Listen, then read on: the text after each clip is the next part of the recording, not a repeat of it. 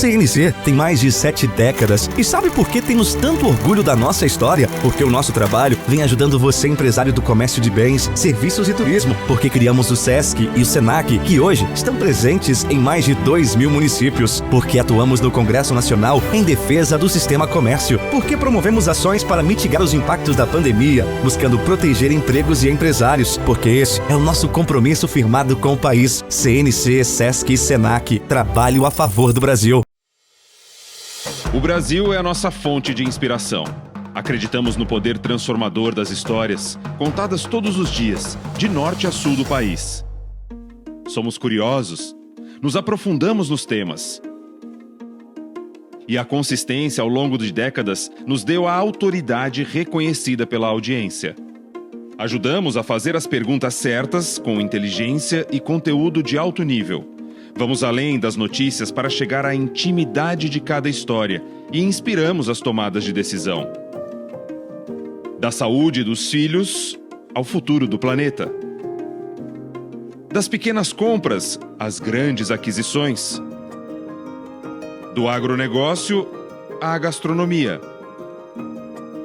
Das tendências da moda aos clássicos da decoração. Das tecnologias do dia a dia às grandes inovações. Da escolha do candidato ao seu próximo carro, de onde investir a como empreender. Traduzimos a complexidade de um mundo em transformação. Nosso propósito é conectar pessoas e histórias, informando, educando, entretendo, debatendo.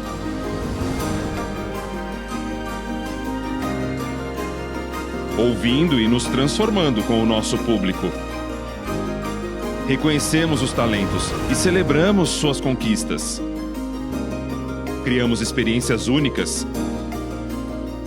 Antecipamos tendências e refletimos a diversidade cultural do nosso país. Nossa paixão pela comunicação, a inquietude criativa, o pioneirismo, o inegociável compromisso do jornalismo com o fortalecimento da democracia e a busca incansável pela qualidade nos levam à liderança.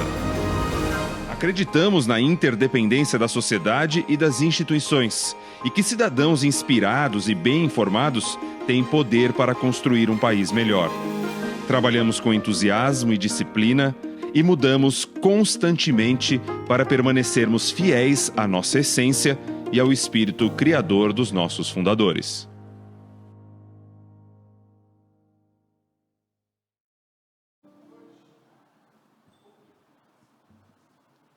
Bom dia a todas as pessoas presentes aqui nessas mesas e no nosso espaço virtual do Jornal Globo e do Valor Econômico. Eu sou Miriam Leitão e esse é mais um E Agora Brasil, um espaço para discussão de ideias e sobre sempre as grandes questões nacionais. Eu, como jornalista de economia, estou no melhor lugar do mundo, do lado do ministro da Fazenda. É isso que o jornalista de economia quer. O E Agora Brasil, ministro, é esse espaço de discussão de ideias. Hoje o tema central é reforma tributária e a gente vai ter, mas vai entrar outras questões também. Fernando Exman, dois Fernandos aqui na mesa. Quando eu falar Fernando, não é com o senhor, te chamarei de ministro.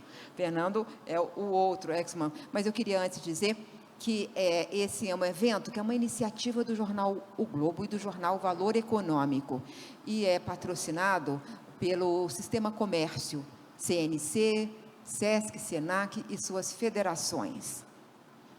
Esse evento está sendo transmitido por todas as nossas redes digitais dos dois jornais. Ministro, muito obrigado por estar aqui conosco. É um prazer e uma honra.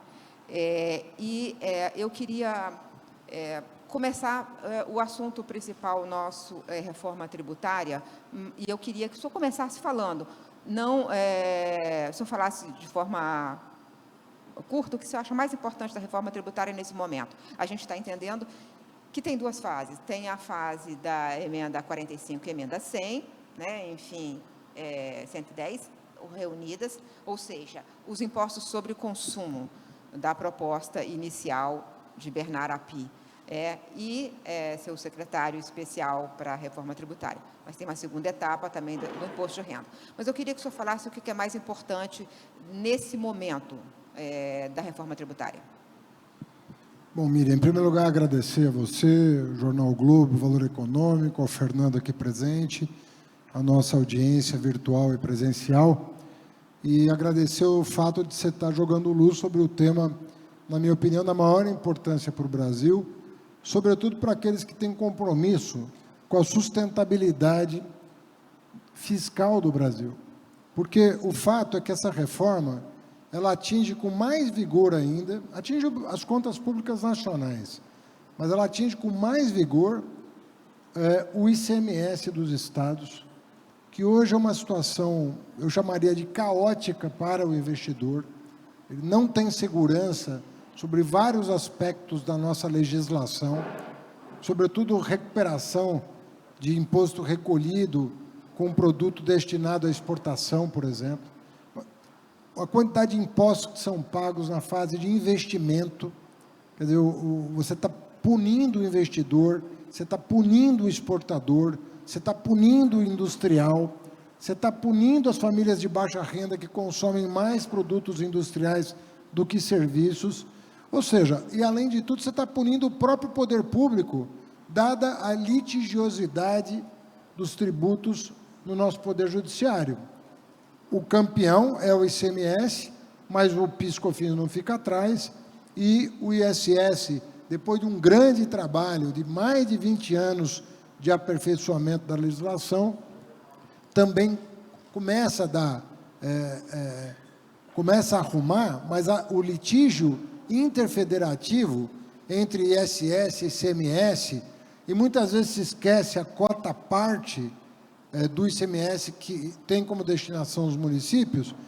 Eu penso que a reforma proposta, né, essa que está sendo desenhada a partir do acúmulo do Senado e da Câmara, vai por fim a um enorme conflito distributivo no país, público-privado e público-público. E isso vai nos dar um horizonte de sustentabilidade muito maior do que nós temos hoje, uma segurança jurídica muito maior, vai eliminar aquelas desonerações completamente arbitrárias que foram feitas com base no capitalismo de compadrio, que tem que acabar no Brasil, e nós vamos ter transparência, saber de onde está vindo o dinheiro e para onde está indo o dinheiro público.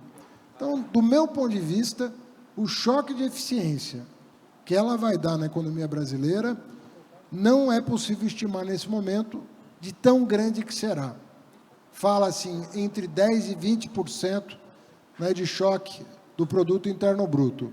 Mas eu penso que nós vamos facilitar muito a vida dos investidores, dos trabalhadores e do poder público com essa perspectiva, e ninguém pode usar como pretexto eu vou perder ou vou ganhar, porque todos os prazos estão sendo calibrados justamente para que a gente tenha uma aterrissagem suave, uma transição suave, mas que impacte diretamente o contribuinte, né?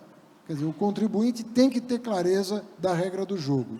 E depois você dilui isso no tempo de maneira a garantir justiça tributária, progressividade, porque mesmo em se tratando de imposto sobre consumo, você consegue garantir progressividade e transparência. Fernando Exman vai fazer a próxima pergunta e se apresente, que eu tinha que ter te apresentado direito. Imagina, Miriam. Bom dia, ministro, bom dia, Miriam, bom dia a todos. Sou Fernando Exman, chefio a sucursal do Valor aqui em Brasília. Ministro, essa reforma ela já vem sendo tratada há muitos anos no Congresso, né? O Congresso também, na minha avaliação, demorou a retomar os trabalhos de uma forma mais vigorosa nesse ano, mas instalou o grupo de trabalho agora e tem a perspectiva de uma série de realizações de audiências públicas para tentar acelerar a tramitação. Qual que é o calendário que o senhor trabalha e qual que é a parte que o Ministério da Fazenda vai fazer em relação à negociação com estados e municípios para reduzir as resistências históricas que esses entes têm em relação à reforma? Olha, Fernando, eu tenho convicção de que se o governo anterior quisesse votar a reforma tributária, ele teria conseguido. Tenho convicção disso por vários depoimentos que me foram dados por parlamentares, inclusive da base do governo anterior. Então, o governo anterior não quis votar a reforma tributária, podia ter votado, seria um legado importante para o país. A própria ministra Simone Tebet me confidenciou que teve várias vezes no gabinete do ministro da Fazenda, que estava obcecado com a ideia do imposto único. Tinha como secretário de Receita o Marcos Sintra, que impunha essa bandeira há décadas, e que nós sabemos, por tudo que nós aprendemos, que não que o Brasil não possa adotar uma solução jabuticaba, podíamos, mas tem que ser uma jabuticaba boa. E essa aí estava demonstrado que ela não tinha possibilidade de prosperar. Dito isso, eu penso que olha só no que diz respeito aos estados. Um mês atrás, Miriam, os governadores apresentaram para nós uma pauta com 4 reivindicações. O acordo sobre as perdas do ano passado, do ICMS, que foi uma violência o que a União fez com os governadores. No meio do ano, todo mundo com o orçamento aprovado, tomaram bilhões dos cofres estaduais para fazer demagogia durante as eleições. A questão do DIFAL, que é quanto fica no destino e na origem no destino, o ICMS do comércio eletrônico. A questão do TUSD e do TUST, que é aquelas tarifas cobradas que também foram surrupiadas pela lei complementar, e a questão da essencialidade. Esses 4 temas, que pareciam insuperáveis, foi objeto de negociação com os estados. No prazo de um mês, nós conseguimos uma liminar do ministro Fux, dando ganho de causa para os estados, resolvemos a essencialidade com um acordo de transformar o ad valorem em ad rem, alíquota fixa na gasolina, para que não tenha o impacto que teve no passado. Fizemos um acordo de 26,9 bilhões de reais, os estados voltando a pagar suas dívidas e a gente diluindo no tempo a questão. Ou seja, e o DIFAL vai ser votado agora em abril, com o apoio da PGFN. E conseguimos, no Rio de Janeiro, o Bernardo Api participou, os 7 governadores do Sul-Sudeste assinando uma carta a favor da reforma tributária. O presidente Arthur Lira monta o GT, dando a relatoria para o Aguinaldo Ribeiro, que é um parlamentar excepcional para esse tema, porque vem acompanhando há anos o debate, com o compromisso de entregar até maio um relatório. Então, nós temos a perspectiva de votar entre junho e julho na Câmara dos Deputados e, quem sabe, em setembro, outubro, no Senado Federal. O senhor citou a obsessão do governo anterior em relação ao imposto sobre transações financeiras, né? Isso teria travado o avanço da reforma no Congresso, que historicamente foi contra a CPMF. Diante do comentário que o senhor faz, é possível, prever que CPMF não entra, ou algo parecido, não entra de forma alguma patrocinado pelo governo nessas discussões? Não está no nosso radar, nem no plano de governo do então candidato, presidente Lula, e nem nos planos da área econômica. Falo em nome da Fazenda, Planejamento, MIDIC, não está na mesa de ninguém essa possibilidade. Ministro, o senhor falou no conceito geral, e é isso mesmo, uma reforma que vai aumentar a competitividade no Brasil, que está todo mundo precisando da simplificação. Ok, até aí todo mundo concorda, mas essa aí é a página 2. E eu também concordo com o que o senhor disse, como jornalista de economia eu acompanhei o debate, uma enorme oportunidade que o governo anterior perdeu, exatamente pelo querer sonhar com uma CPMF, e abandonou. Isso aí que estava maduro. Mas agora é nova legislatura e são novos governadores, nem todos, alguns se reelegeram, mas pode ter uma visão diferente. Tem esse avanço dos estados do Sudeste, mas eu quero saber, primeiro, se esse tipo de resistência, o senhor prevê alguma resistência? Segundo, vai ser dual o IVA dual, quer dizer, né, em 2 fases, ou não. E se o senhor está dizendo, alguns setores vão perder a desoneração, vai cobrar impostos de setores que hoje não pagam porque erros, na verdade, subsídio, má alocação de recursos. Mas ela será neutra?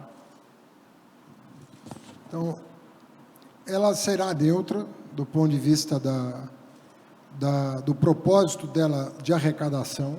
Nós não pretendemos aumentar imposto sobre consumo, porque no Brasil ele já é muito alto.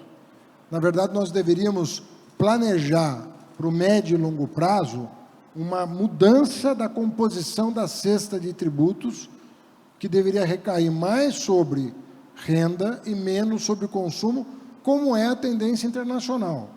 Você vai ter imposto sobre consumo, mas a carga no Brasil ela é maior do que a média da OCDE, por exemplo. Então, nós devíamos recalibrar isso no tempo e sempre visando fazer os ajustes na margem. Porque quando você dá um solavanco, você acaba criando distúrbios que não são pertinentes. Se você der um horizonte para o investidor, para o consumidor, você vai fazendo um ajuste na margem, ele é mais suave, e a garantia que você tem é de ir fazendo o acompanhamento fino, ano a ano, para calibrar as alíquotas e dar à sociedade a garantia daquilo que ela está contratando, ao permitir a aprovação de uma emenda constitucional ou de um projeto de lei. 2, haverá resistências? Eu acho que sim, nós estamos vencendo essas resistências, né? Com diálogo, com transparência, com boa comunicação. Por exemplo, eu recebi semana passada representantes da Frente Nacional de Prefeitos. Tem muito receio do ISS, né? Eu fui prefeito da maior cidade do país que mais arrecada ISS. E eu fiz ver que não é o impacto que eles estão prevendo não é tão significativo. Em primeiro lugar, o ISS, ele é cerca de 10% do ICMS, se você considerar arrecadação e desonerações. Se você somar o que se arrecada de ICMS e o que não se arrecada de ICMS por desoneração, você está falando de quase R$1 trilhão. A arrecadação de ISS é 100 bilhões de reais. Pega o que é arrecadado. A cota parte de ICMS que vai para os municípios, só o que vai para os municípios, é quase o dobro de todo o ISS arrecadado. Terceiro, se você verificar o ISS que vai ficar no mesmo lugar, é muito mais do que 80% da arrecadação. Quarto lugar, o super simples atinge 80% dos serviços. Então, tudo somado, quando você põe na ponta do lápis, você afasta os fantasmas do que vai acontecer. Quinto e último lugar, uma transição de 40 anos para garantir que o ajuste é na margem, que nenhum município vai... Você tem 10 mandatos pela frente para fazer o ajuste fino, garantindo que o impacto sobre a eficiência na economia seja muito mais rápido do que o impacto redistributivo pelos entes federados. Então, com tudo somado, as coisas estão calibradas de um jeito, por isso que ela está ganhando torque, entendeu? Ela está ganhando impulso, porque quando as pessoas se debruçam nos detalhes, você vai afastando esses temores. E eu confio muito na nossa capacidade de convencer. Nessa reunião, quando eu expus com o apoio do Bernardo, que está aqui presente, quando eu expus esses detalhes, os próprios membros ali, os prefeitos das grandes cidades, começaram a falar, poxa vida, se você pegar a declaração que eles deram ali no térreo do Ministério da Fazenda no dia da visita, você vai ver que já mudou o clima. Hoje tem um seminário lá da Frente Nacional, né? Nós estaremos presentes, e nós não temos nenhuma dificuldade de discutir com eles, de peito aberto, com a construção de uma saída que até o meio do ano esteja nítida e segura para todo mundo. Ministro, tem mais assuntos para perguntar de reforma tributária, vamos ver se eu consigo ao longo do tempo, mas tem uma emergência que é a emergência do dia. O jornalista vive disso, do imediato. E a gente tem uma crise nos Estados Unidos depois da quebra do banco Silicon Valley e depois Signature, um banco de Nova York. Eu queria que o senhor avaliasse a resposta do Fed, do governo americano, se esse plano que ele lançou no fim de semana é o suficiente de oferta de títulos para os outros bancos, e como é que isso pode nos afetar? Quer dizer, que tipo de cuidado tem que ter nesse momento, porque crise bancária, crise em qualquer banco, mesmo pequeno, pode gerar o efeito contágio, não é? Isso. Olha, passei o final de semana, né, conversando com a autoridade monetária aqui no Brasil, falei com o Roberto Campos Neto, está no BIS nesse momento, estava já na sexta-feira, e nós mantivemos contato ao longo do final de semana. Tenho falado com o sistema financeiro brasileiro, estou falando com os bancos no Brasil, para saber qual é a percepção de risco que eles estão tendo. O que eu posso adiantar, né? Em primeiro lugar, as informações ainda não são suficientes para saber o tamanho do problema. A ação do Fed, ao longo do final de semana, ela foi positiva, garantindo os depositantes. Então, isso é a primeira providência que a autoridade monetária tem para evitar uma corrida bancária. Ali houve trata-se de um banco que não é um banco, vamos dizer, de primeira linha, é um banco regional, né?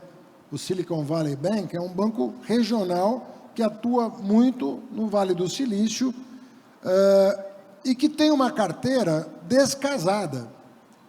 Então, ele comprou, segundo informações que eu recebi e que eu não tive ainda tempo de checar. Então, estou vendendo um pouco aquilo que me foi adiantado por quem é do ramo e que está me informando. Até vou pedir a gentileza de a gente não usar as 2 horas, porque eu tenho uma reunião no Ministério da Fazenda. A gente não queria ceder, não, mas... porque, gente, ia ser 2 horas o evento, ele já cortou as nossas asinhas, vai ser mais curto, mas a gente vai tentar ficar ao máximo aqui.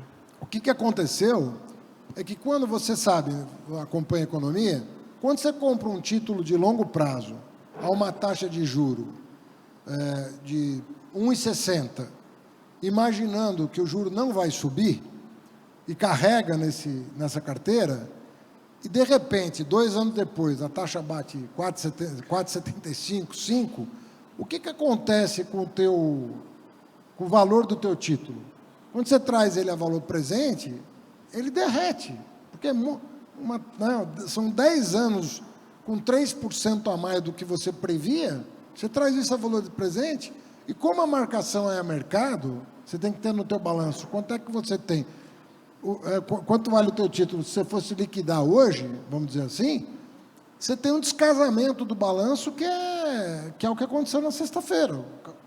O banco estava, se tivesse que liquidar as operações, ele estaria numa situação financeira horrível, porque descasou a carteira. Isso aconteceu, na minha opinião, primeiro porque quem investiu muito mal. Estava com uma previsão muito errada do que ia acontecer. E segundo, por questões regulatórias. E como é que um banco consegue fazer esse tipo de investimento descasado e criar aí eu não sei se ele vai gerar uma crise sistêmica, aparentemente não. Eu não vi ninguém ainda tratar desse episódio como um Lehman Brothers. Mas o fato é que é grave o que aconteceu. O Fed agiu no final de semana e nós vamos ver ao longo do dia, por isso que eu vou ter que acompanhar isso. O Roberto Campos deve estar voltando, né, do BIS para pilotar aqui o Banco Central, para você ver se a autoridade monetária no Brasil vai ter que tomar alguma providência em virtude dos efeitos sobre as economias periféricas, né? Isso não está claro ainda e é isso que nós vamos acompanhar ao longo do dia. Mas, enfim, eu, o secretário executivo da Fazenda, que é o Gabriel Galípolo, que também vem do sistema financeiro, nós estamos em sintonia fina com os bancos brasileiros. Hoje eu falei com 2 banqueiros brasileiros e com o presidente do Banco Central ao longo do final de semana. Então, nós vamos ter mais clareza ao longo do dia. Ministro, o senhor, enfim, me corrija se eu estiver errado, mas o senhor comentou do ponto de vista sistêmico, né? Ou seja, da solidez do sistema financeiro como um todo, tanto global como doméstico. Mas do ponto de vista macroeconômico, né? Conceitualmente, eu queria entender qual que é a visão do senhor a respeito desse assunto, porque muitos analistas no exterior viam a possibilidade do Fed retomar ali um processo de alta de juros mais firme. Diante desse caso, não há tanta certeza, e isso possivelmente, se ocorrer, também terá efeitos em outras economias, inclusive no Brasil. Do ponto de vista de taxa de juros, qual que é o impacto que o senhor vislumbra?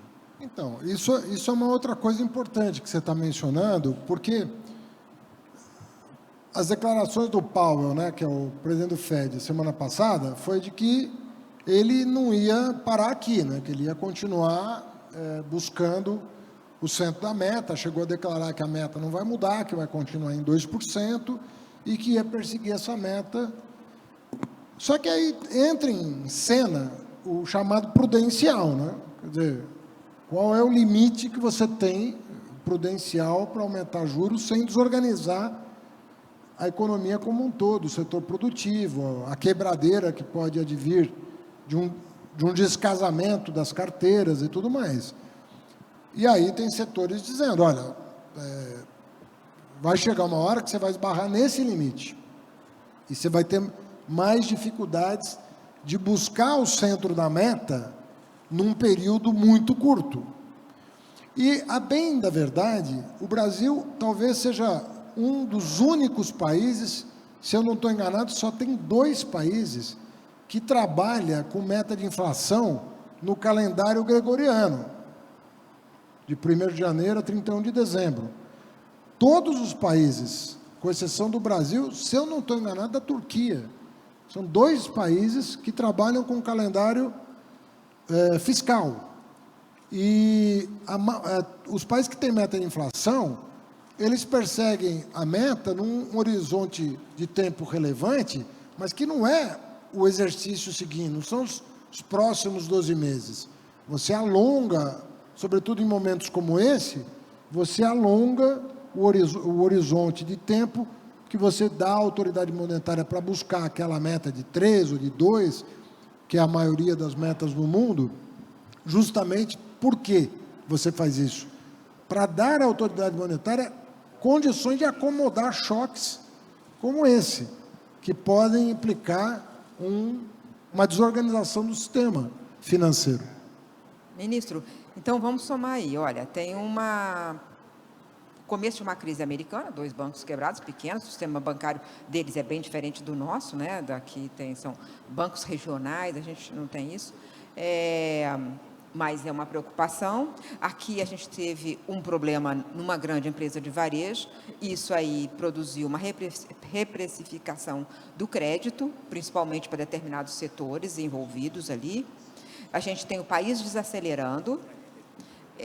A inflação, apesar de ter subido em fevereiro, a inflação está caindo e a inflação de alimentos vai cair bastante. E tem ainda isso que o senhor acaba de falar. E se a gente fizesse perseguir a meta, não no ano calendário, mas ao longo de um tempo maior? Juntando tudo isso, hora de baixar os juros, é isso? Olha, se você verificar o que está acontecendo no mundo, aí você sabe, Miriam, você vai perguntar para 3 economistas, você vai ter 4 opiniões.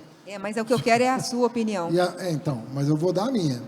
Então, com respeito a quem pensa diferente, eu penso que a inflação no Brasil, ela castiga muito. A gente sabe que o poder de compra do trabalhador a gente tem que preservar. Mas se você verificar o que está acontecendo, apesar do fato de que as medidas demagógicas do ano passado estão sendo revertidas, as projeções de inflação continuam bem comportadas no Brasil. Eu estava na Europa o mês passado, os europeus estavam comemorando a inflação europeia ter caído de 9,2 para 8,5. Eles que mantêm uma taxa de juros real negativa há muito tempo e pretendem continuar mantendo, em virtude dessa preocupação com o desarranjo do setor produtivo e do setor financeiro, se um choque de juro viesse numa proporção considerável. Então, está todo mundo preocupado com isso. Essa questão que o Fernando colocou vai afetar o mundo inteiro. As pessoas vão começar a olhar um horizonte mais longo para acomodar as tensões e impedir uma crise maior que ninguém quer, sobretudo quem está convivendo e quer continuar convivendo com taxas de desemprego baixas.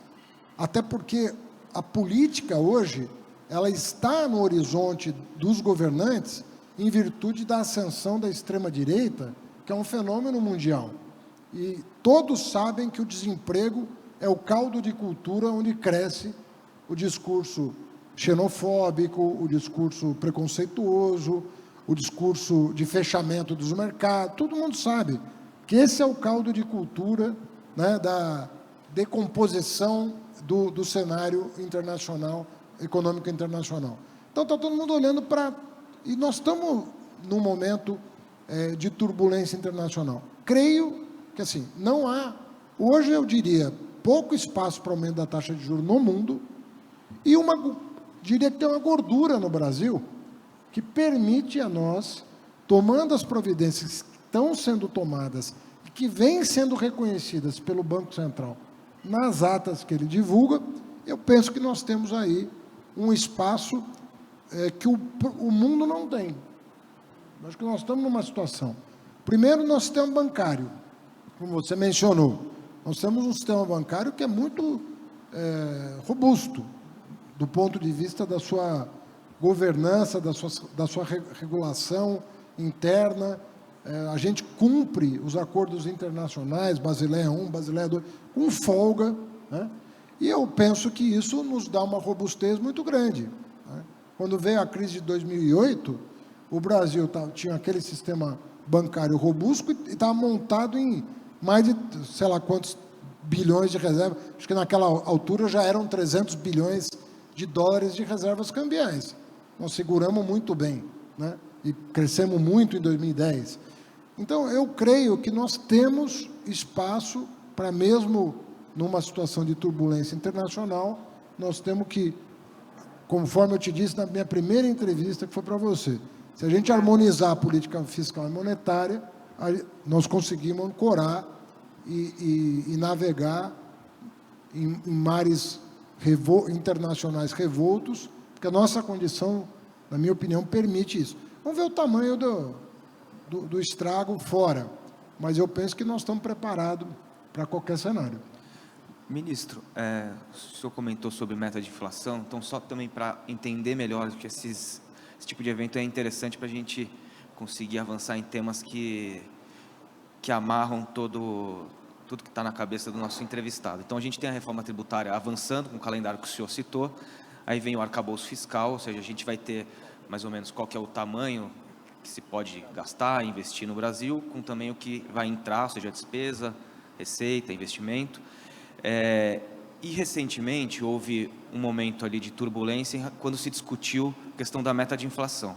A gente ouvindo de fontes do mercado, enfim, de outros setores econômicos dentro do governo, se a discussão fosse feita de forma estrutural, ou seja, sem debater especificamente a meta desse ano em tal reunião, haveria espaço para uma discussão mais tranquila. E aí o senhor fala dessa visão que o senhor tem da meta de um horizonte mais amplo e tudo mais. O senhor acha, então, que diante de tudo que as medidas que a equipe econômica vem adotando, com o que vai ser discutido no Congresso, essa discussão da meta ela fica madura para uma conversa futura dentro do CMNE? Olha, Fernando, eu tenho a opinião de que, primeiro que eu participei de um governo em 2003 que mudou a meta, mas mudou a meta de uma maneira tão bem organizada que todo mundo compreendeu, né? Começo do governo Lula, você teve aumento da taxa de juros, aumento do superávit primário, mudança da meta de inflação. Isso tudo aconteceu em julho. O presidente chegou a dizer, não sei se foi o presidente ou o ministro da Fazenda, começa o espetáculo do crescimento. Me lembro que isso aí foi muito objeto de muita polêmica, se havia crescimento, se não havia crescimento. O fato é que, assim que você deu uma arrumada nas coisas, a economia começou a crescer e foi o maior período de crescimento dos últimos 40 anos. crescemos 1,5 vezes o que a média mundial. Eu acredito que o Brasil tem um potencial de crescimento acima da média mundial, se nós fizermos ajustes pontuais, mas sem sobressalto e sem ter compromisso em fazer mudança que eventualmente não vai impactar positivamente o cenário. Então, eu acredito, o que você falou agora é a maneira como eu vejo a economia. Você cria um ambiente para discutir com seriedade, sem assodamento, os temas. É contínuo ou é calendário fiscal? Isso está sendo discutido no próprio Banco Central há 2 anos. Não sou eu que estou colocando o debate. É o único país do mundo. Precisa mudar a banda se for para contínuo ou mantém a banda de 1,5? São discussões técnicas que têm que ser feitas sem ruído, com tranquilidade, entendeu? E pode ser que você chegue à conclusão que não vale a pena mudar. Você fala, olha, se for para mudar tão pouco, é melhor deixar como está e vamos discutir outro assunto mais relevante. Então, eu entendo que está na agenda, foi colocado na agenda, mas eu entendo que, por exemplo, se nós acertarmos a mão no arcabouço, isso tem um impacto infinitamente mais importante. Infinitamente mais importante. E, conforme eu me comprometi, semana retrasada, eu fechei o arcabouço com a equipe da Fazenda. Semana passada, a área econômica. Vou falar com o vice-presidente, que é ministro do Desenvolvimento, se a agenda dele permitir hoje, e aí nós estaremos preparados para levar nessa semana para o presidente Lula. E eu gostaria de fazê-lo antes da viagem para a China, para a gente ter tempo de dar ao Ministério do Planejamento condições de começar a elaborar a LDO, que é a Lei de Diretriz Orçamentária, com base já na nova regra, entendeu? Ministro, é exatamente isso que eu queria que o senhor acabasse de complementar. Arcabouço, então, é essa semana mesmo, então teria que ser até quarta-feira, quinta-feira o presidente viaja, não é isso? O presidente viaja 24 para a China. Para a China, mas ele tem uma viagem essa semana, quinta e sexta? Bom, ele tem. Bom. Estou falando da China mas porque o senhor apresenta, é mais longa, então, né? O senhor apresenta essa semana. Eu quero apresentar para o vice-presidente e para o presidente essa semana. E aí, para o público pagante aqui, contribuintes, vai ser essa semana, vai ser logo depois de falar com o presidente, logo depois que ficar acertado? A agenda é deles, porque agora a área econômica está segura de que o que vai apresentar é consistente. Eu quero apresentar pedir audiência para o Alckmin hoje. Ele, se me encaixar hoje, eu já vou hoje no vice-presidente e falo com o presidente essa semana. E aí o calendário é deles, quer dizer, a tarefa a que eu me dispus está cumprida. Entreguei não só o arcabouço, como os parâmetros que eu considero os mais adequados para fazer a economia caminhar bem. Fernando, eu tenho que rodar as mesas. Uma coisa que dá característica desse evento é que as mesas os jornalistas nas mesas fazem perguntas, aqui eles normalmente coordenam a conversa que está acontecendo. A Flávia Barbosa vai fazer a mesa 5, é isso? Isso, estou aqui, tá ligado? Bom dia, ministro, de novo. Eu vou fazer uma pergunta... Editora executiva do Globo. Em nome aqui da CNC. Estudos da entidade apontam que a contribuição sobre bens e serviços, o IVA federal, vai gerar uma majoração da carga tributária do setor de serviços de até 188%, o que poderá gerar desemprego e informalidade. O senhor entende que uma proposta de reforma com alíquota única para serviços, comércio e indústria poderá gerar impactos negativos ou positivos para o setor de serviços? Olha, não tenho dúvida. O Bernardo está aqui à disposição da CNC, de quem mais quiser conversar conosco sobre isso. Não existe esse impacto. Miriam, a indústria hoje, ela responde por 11% do PIB e 30% da arrecadação de impostos. É 3 vezes mais. Agora, o bom é que o setor de serviços responde por muito mais do PIB, um percentual muito maior do PIB. Então, quando você acomoda as alíquotas, você, querendo favorecer a indústria, sobretudo a exportação de manufaturados, na verdade, você vai ter uma diluição disso.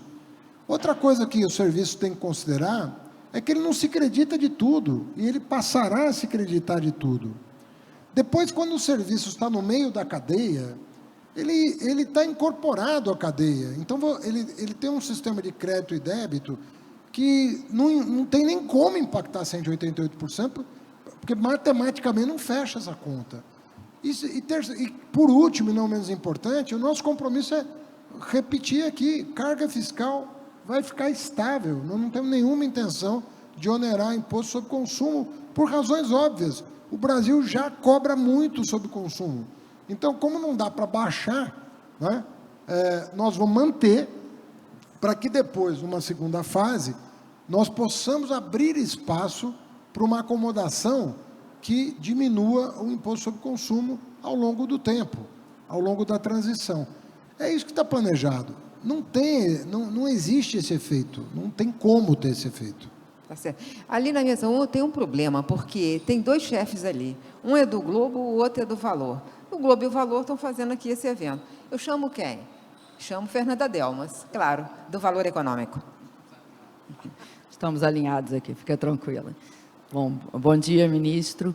Eu queria falar um pouco sobre expectativas, né, ancoragem, isso que a gente vem falando bastante, né? A gente passou esse início de governo notando que houve alguns ruídos no mercado por, enfim, algumas declarações, algumas divergências de ideias. Eu queria saber como que o senhor está vendo essa questão de ruído, se isso a gente já pode dizer que isso melhorou, já passou, como é que tem sido a interlocução com, né, o setor produtivo para tentar diminuir esse nível de ruído e trabalhar com expectativas certas?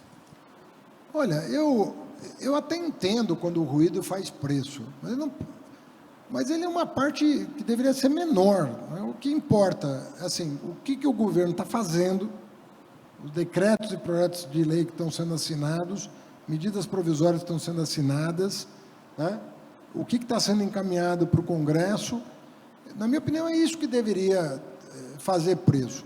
Agora, no começo de um governo, ainda mais que herdou aí uma desarrumação da casa muito grande, não foi brincadeira essa transição, né? Eu não me lembro de uma transição tão mal arrumada quanto essa, um governo que tentou desesperadamente reverter o favoritismo do adversário, bagunçou as contas públicas como eu nunca vi, 3% do PIB, imagina, 300 bilhões de reais. Só a conta agora dos governadores foi quase 30 bilhões de reais. Estou falando de uma conta. Se somar tudo, as contas estaduais foram impactadas em mais de 100 bilhões para tentar reverter o quadro a favor do governo anterior, eleitoral. Então, a tensão ficou muito elevada nessa transição. Então, nós estamos pagando, de certa maneira, o preço de uma transição que não foi bem feita por razões óbvias, né?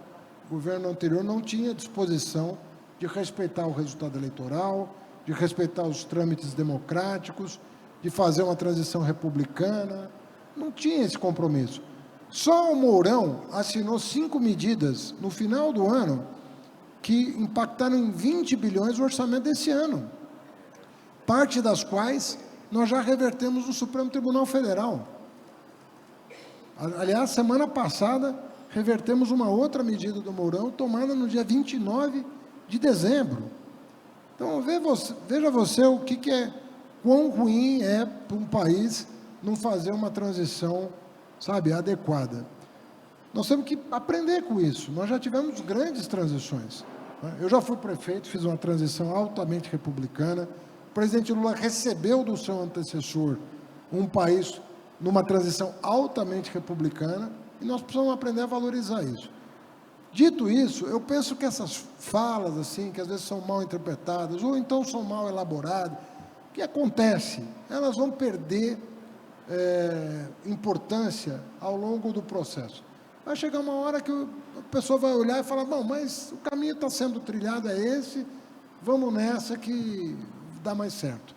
Mas eu considero natural o que aconteceu, e eu penso que o meu papel também é um pouco esse, né? Explicar, ouvir muito, né? E não ter compromisso com dogma. Se uma coisa não está na direção certa, você ter a sensibilidade de ouvir e fazer a inflexão necessária para acertar mais. Eu não estou numa disputa de quem tem a melhor ideia, a minha disputa é outra, é acertar o mais possível, né? E isso que vai ser o sucesso da política. Maria Cristina. Bom dia, ministro. Bom dia.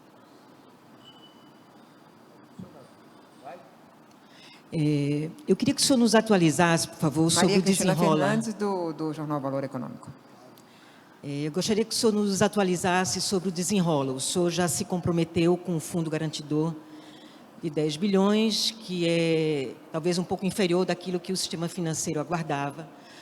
Mas eu queria saber se o estoque de crédito fiscal e tributário que o sistema financeiro tem hoje, se o senhor tem estimativa sobre esse estoque e se ele não poderia ser utilizado no sistema desenrola pelos bancos. Não é uma proposta que exatamente tenha...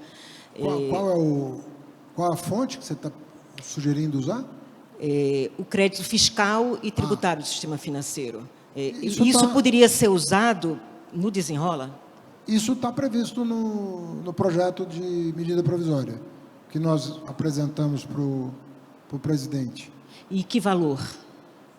Ele está genérico, mas nós estamos permitindo, porque tem uma faixa de renda em que nós vamos subsidiar.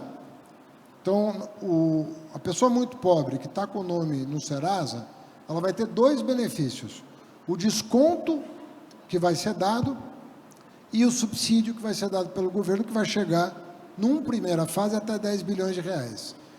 Qual é a vantagem disso? É que, como o credor vai ter segurança de receber, o desconto que ele vai dar é o mais alto que ele puder. Então, nós queremos que essa população de baixa renda tenha o maior desconto por isso que nós estamos garantindo a dívida. A previsão é de que entre 50% e 60% desse recurso volte, porque as pessoas com um desconto muito elevado vão conseguir pagar uma prestaçãozinha muito baixa e com o nome fora, né, desses órgãos, né, de controle do crédito, eles vão poder organizar a sua vida. Isso se combina com a isenção de imposto de renda até 2 salários mínimos e se combina com o Bolsa Família, o novo Bolsa Família, e se combina com o novo salário mínimo. Então, essas 4 medidas, né, Bolsa Família, novo Bolsa Família, nova tabela do imposto de renda, novo salário mínimo e desenrola, é um pacote bastante razoável que vai permitir a volta ao mercado, né, dessas famílias. Nós estamos falando aí de um público potencial de 37 milhões de CPFs, alguma coisa em torno de 50 bilhões de reais que vão ser alavancados com esses 10. Agora, para além disso, nós estamos liberando esse valor, esse crédito tributário, porque os credores têm interesse de expandir o desenrola para além das faixas subsidiadas.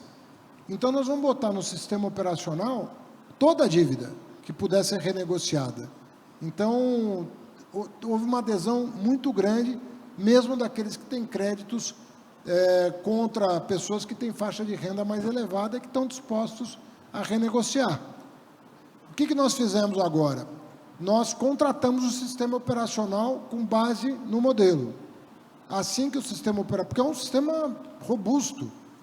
Imagina você, a quantidade de empresas que têm crédito, financeiras, bancos, concessionários de serviço público, todos esses players vão poder entrar no desenrola. Então, é um sistema operacional que está sendo desenvolvido. Assim que ele estiver pronto, a gente lança o programa. Mas o estoque de dívidas que seria atendido por esse crédito tributário é de quanto? Não, nós podemos... Você tem 430 bilhões hoje negativados de reais. Os 72 milhões de CPFs representam 430 bilhões em dívidas que estão protestadas nesses órgãos de controle, né, de crédito. Então, o alcance do programa pode ser muito grande. Nós não temos precedente disso. Nunca houve um programa como esse. Então, nós estamos tentando caprichar ao máximo, porque se ele for bem sucedido, né, ele pode criar uma dinâmica de curto prazo interessante para a economia. Além disso, Maria Cristina, nós estamos fazendo um pacote aí eu chamo de pacote, mas é ruim, né? Mas um conjunto de medidas. São cerca de 17 medidas legislativas de aperfeiçoamento do nosso sistema de crédito, que está prevista para ser lançada em abril. Vai para a Casa Civil em março, e ainda em março, e nós queremos que até abril a gente possa lançar esse conjunto de medidas que vai favorecer muito o sistema de crédito no Brasil. A MP sai, então, em abril. É o que se Qual? do Desenrola. Do Desenrola? É. Assim que o sistema operacional estiver pronto. Já foi contratado, assim que ele estiver pronto, a gente lança a medida. Escalar os próximos perguntadores aqui, que é o Alan Gripe, depois tem Tiago Bronzato, depois tem Paulo Celso, é isso? Ministro, bom dia. Eu queria insistir aqui num tema que o senhor passou aí brevemente. O senhor fez um prognóstico animador aí em relação à tramitação da reforma no Congresso, mas o que a gente tem visto é que o governo tem uma dificuldade muito grande na largada de entender qual é o tamanho da base, de organizar ali a base no Congresso. Eu queria saber, diante disso, como é que vai ser a sua atuação, a atuação da sua equipe, do API, nesse 1 a 1 ali que a reforma exige, né, muitas vezes, né, para o convencimento, né, ainda mais se tratando de algo tão complexo quanto a reforma tributária. Olha, uma coisa que nós estamos procurando fazer, eu destinei para a Secretaria Especial da Reforma Tributária um dia por semana, para receber quem quer que seja, para discutir a reforma tributária. Trabalhar nos detalhes, trabalhar nas soluções, desatar os nós, manter uma interlocução com todo mundo, e eu creio que nós estamos indo muito bem nesse propósito. Segundo lugar, eu tenho uma relação direta com os presidentes das duas casas. Rodrigo Pacheco e Arthur Lira têm feito... Eu elogio o que tem que ser elogiado. A transição do governo anterior para esse só aconteceu porque os dois se comprometeram com o país. Essa é a verdade. Se eles não tivessem no comando da transição, não teria havido transição. Porque o executivo estava ausente. O presidente de férias, o ministro da Fazenda de férias, e assim aconteceu. Então, eles tiveram muito compromisso com essa transição e mantiveram comigo, né, que fui o interlocutor de um governo que sequer tinha tomado posse para aprovar as medidas de final de ano. Eu fui o interlocutor e contei com a simpatia dos dois naquilo que era importante para o país. Continuo com essa relação normal. Estamos falando com duas lideranças importantes, reeleitas, e que terão um protagonismo essencial no desdobramento da reforma. Mas, para além deles, nós estamos falando com os líderes da base, com a oposição, com prefeitos e governadores, e estamos falando com os setores econômicos que nos procuram também. Fiz aqui um convite para a CNC nos procurar, para a gente bater os números, porque ninguém tem interesse em enganar ninguém, até porque a conta vai chegar e ela tem que ser justa, ela tem que ser calibrada, ela tem que ser correta. Nós não queremos uma coisa de curto prazo, nós queremos uma coisa de longuíssimo prazo para o país. Então, fica aqui, a interlocução está boa, e nós não temos, de novo, nós somos negociadores. Muita gente apostou que nós não íamos chegar a um acordo com os governadores. Nós fizemos um acordo com os 27. Não é que eu fiz um acordo com um governador, com dois. Os 27 governadores validaram um acordo em relação às perdas do ano passado, em relação à agenda no Supremo Tribunal Federal, porque isso tudo está na mão do ministro Gilmar Mendes e depois do plenário do Supremo. Então, se a gente confiar na nossa capacidade de negociação, se a gente confiar, ter uma certa humildade diante do objeto que é complexo, sabe, não fazer cabo de guerra em relação a todos os pontos, ter uma certa maleabilidade, sem perder de vista os propósitos da reforma, eu penso que nós vamos avançar. Eu estou confiante mesmo, não estou vendendo otimismo. Eu estou confiante porque eu estou conversando com muita gente. E, Alain, nós não temos muito mais... a gente é campeão de perder tempo no mundo. O Brasil perde muito tempo. Sabe, nós estamos com uma agenda boa para o país. Vamos aprovar essa agenda. Você vai ver como o horizonte, sabe, vai abrir um céu aí para a gente. Tenho convicção. E a gente tem que cuidar com o que está acontecendo no mundo também. A gente tem que tomar providências, não é só para crescer muito, é para também, se tiver um choque externo, a gente está suficientemente robusto para aguentar aqui, sem perder de vista as perspectivas de crescimento. Então, é tanto preventivo quanto ofensivo, né? No sentido da gente buscar crescimento com justiça social.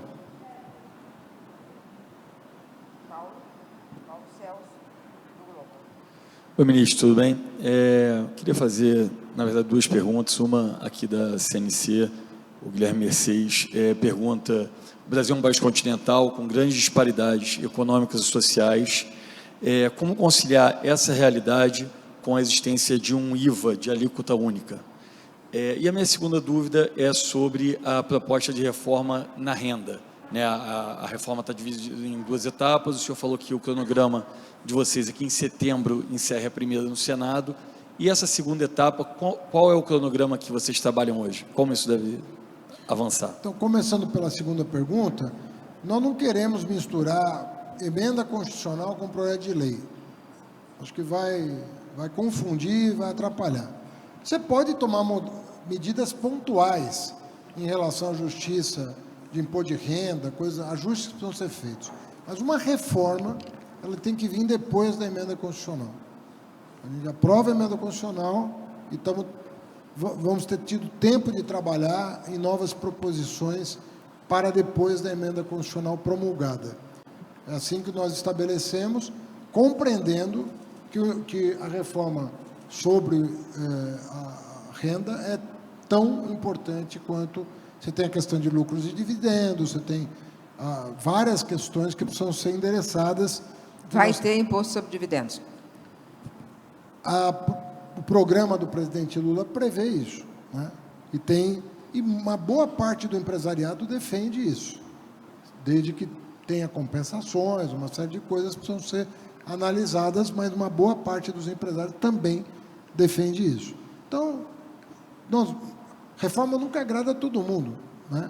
Mas a gente tem que ter o objetivo claro de que nós estamos buscando justiça tributária, nós estamos buscando simplificação e transparência, e nós estamos querendo uma agenda de desenvolvimento. Então, a carga tem que ser dividida de forma a propiciar um maior desenvolvimento. Sobre a questão regional, a vida inteira eu ouvi que o imposto sobre destino é o correto, porque, evidentemente, vai... Então, é curioso, Miriam, porque, assim, você pega um governador, vamos supor que é de uma região que produz menos manufaturados, né? Aí ele vai dizer assim, poxa, eu queria dar incentivo fiscal para trazer uma indústria para cá. Daí você fala para ele, mas você abre mão do imposto sobre no destino? Não, aí não.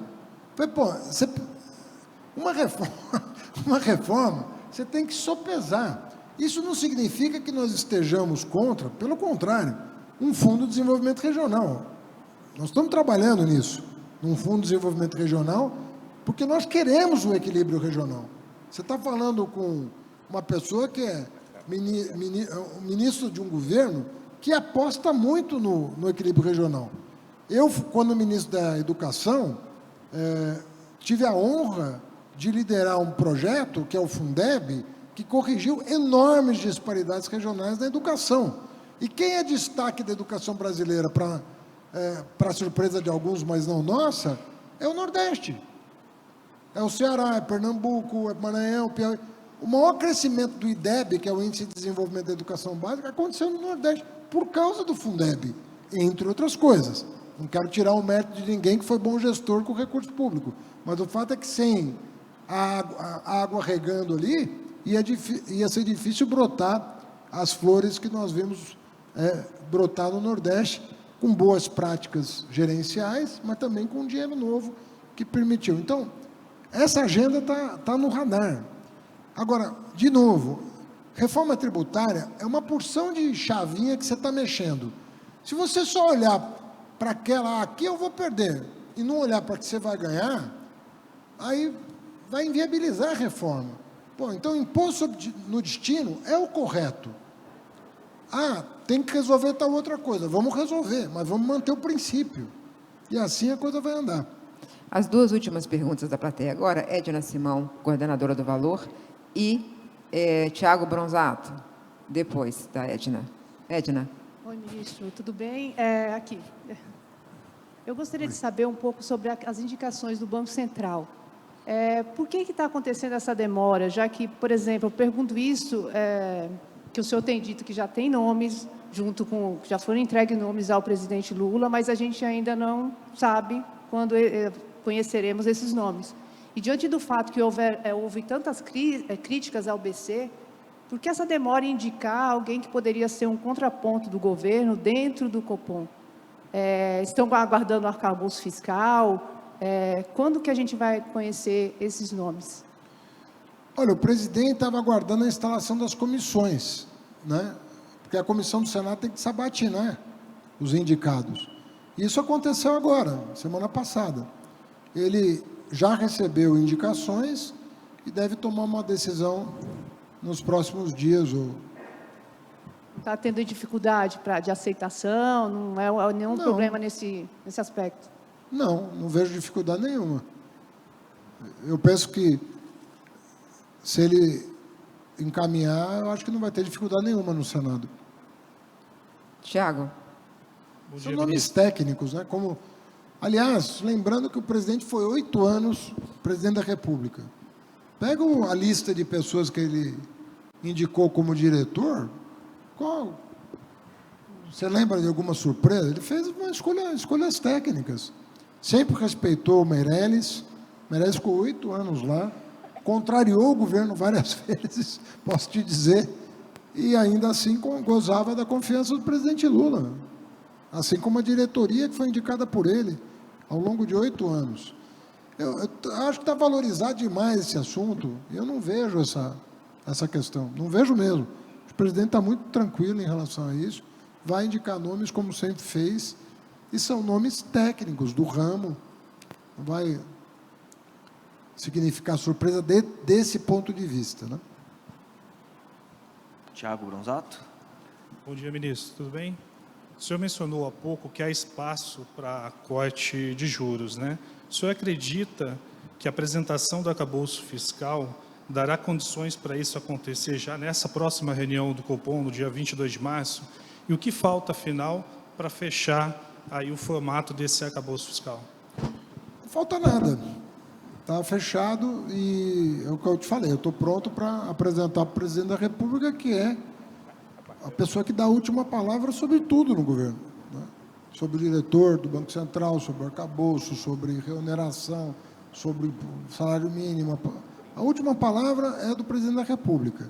No que nos diz respeito na Fazenda, ele ficou pronto sexta-feira da semana retrasada. Semana passada, nós apresentamos para os economistas, poucos economistas de outras pastas, para que a gente pudesse ter alguma segurança de que não ia vazar. E não é não vazar, vai vazar uma hora, mas vai vazar do jeito certo. Porque a gente não queria que ninguém recebesse informação privilegiada e isso fizesse preço. Então, a cautela foi só não privilegiar ninguém e todo mundo ficar sabendo, né, conjuntamente, de qual a decisão do presidente Lula. Essa semana, segunda-feira, eu disse semana passada, fechamos na área econômica, estou pronto para encaminhar para o presidente da República, já pedi a agenda, ele marcando, ele vai conhecer e vai decidir. Não sei, não posso te antecipar a reação dele, porque ele não conhece, mas assim que eu souber, eu te comunico. Fernanda Delmas quer mais uma pergunta. Uma pergunta aqui da mesa, ministro, importante aí sobre a reforma. Como o Simples vai ser tratado dentro da discussão da reforma, para eventuais questões de limite, de alíquotas e de revisões? Não está previsto a mudança do Simples na reforma.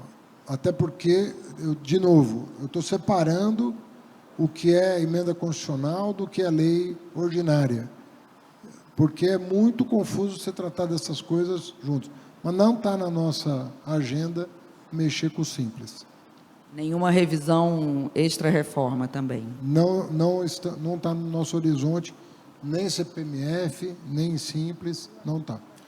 Ministro, ainda sobre reforma, aqui, na discussão sobre a reoneração ou desoneração dos combustíveis, a saída encontrada pelo governo contemplou a questão da discussão ambiental, da sustentabilidade ambiental, da transição energética e tudo mais.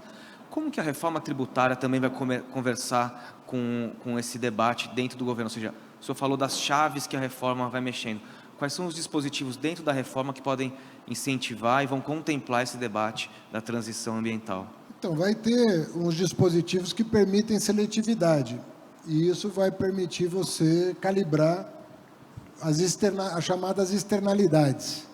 Então, aquilo que tiver externalidade positiva, né, pode ser contemplado por alíquotas menores, sobretudo na questão ambiental, e as negativas também, né, como é o caso do fumo, que já tem um imposto seletivo, né, que também vai ser mantido no escopo da reforma, mas sempre pensando aí nas externalidades. Não se trata de benefício fiscal da forma clássica, né? Pega tal setor e desonera. Não é disso que se trata. É assim, o que tem externalidade positiva, né? Energia eólica, energia solar, hidrogênio verde, você vai poder fazer uma transição ecológica com base nesses princípios. E aí você pode ter um regime diferenciado. E no caso de bebida, fumo, coisas que manifestamente tragam prejuízo para a saúde pública, para o SUS, você também pode ter, ou combustível fóssil, ou o que quer que seja, você vai também poder, ao longo do tempo, onerar, beneficiando, como é o caso do etanol, gasolina, né, que já está contemplado, e coisas desse gênero. Ministro, o mercado de ouro é cheio de ilegalidades. Muitas ilegalidades, a cobertura de crime é um setor que lava o crime. Tem vários pontos já identificados. É uma instrução normativa da Receita de 2001 que permite que a nota fiscal não seja eletrônica. Isso basta uma instrução normativa. A Receita Federal, sob seu comando, fará isso quando? Logo. Eu, assim que tomei conhecimento, aliás, a Marina também está em contato conosco, porque tem uma interface com o meio ambiente, em virtude da ocupação ilegal pelo garimpo de terras de reservas indígenas ou terras indígenas. E a Marina, inclusive, me encaminhou um material bastante expressivo sobre isso. Eu encaminhei, eu não sei para onde nós estávamos indo juntos, acho que foi na viagem a Washington que nós estávamos, em que ela me deu um dossiê, eu encaminhei para a Receita Federal e dei um prazo de 30 dias para que eles nos dessem uma devolutiva para botar ordem no mercado de ouro. Já está acabando? Esse mês termina, mas o Robson Barreirinhas deve ter novidades breves para regular o mercado de ouro no Brasil. Ministro, eu tenho 15 perguntas, mas não vou fazer, não posso, meu tempo acabou. Eu trabalho sempre com excesso, mas dessa vez excedeu bastante. E, então, eu deixo para o senhor as palavras, as considerações finais, coisas que a gente não tenha perguntado e que o senhor acha importante dizer nesse evento. Olha, eu acho que o principal recado que eu tenho para dar é o seguinte: nós estamos num modo diálogo, sabe? Nós não estamos querendo impor uma agenda, nós temos opiniões sobre as coisas, é nosso dever ter opiniões, mas eu faço referência a alguns acordos que foram firmados agora, com governadores, por exemplo. Não é fácil você, no meio de um carnaval, tinha semana do carnaval, e num prazo de 2, 3 semanas úteis, nós conseguimos, né, estabelecer um acordo com os 27 governadores. De forma republicana, transparente, técnica, segura. Na questão do CARF, que gerou tanta polêmica, não existe nenhum país do mundo que tinha o sistema que o Brasil tinha e que, inclusive, estava criando problemas com a OCDE, que nós queremos fazer parte. O CDE estava dizendo que aquilo ali não era sustentável e não era mesmo. Deu aquela polêmica toda, editoriais, artigos contra, advogados tributaristas, chamamos a OAB, chamamos a Abrasca, chamamos o CNI, fizemos um pré-projeto de acordo, falamos com o presidente Arthur Lira, presidente Rodrigo Pacheco. O que quer dizer isso? Quer dizer que nós estamos com uma agenda, nós sabemos que ela é complexa, nós sabemos que o momento exige medidas, nem sempre são fáceis de tomar, mas que nós estamos dialogando exaustivamente para negociar a aprovação. Então, o que fica aqui não é, olha, essa é a agenda. Não, essa é a agenda que está proposta e nós estamos na mesa. O Brasil não prescinde de uma reforma tributária, de uma nova regra, de um novo arcabouço, de medidas reparadoras das desonerações que foram feitas de forma indiscriminada, de ter uma base fiscal robusta, que garanta os benefícios sociais previstos na Constituição, mas que seja sólido do ponto de vista social e fiscal, para que os investidores não se preocupem com o Estado. Ao contrário, veem no Estado um parceiro, com vistas a um projeto de desenvolvimento com justiça social. Então, o recado que eu deixo é esse.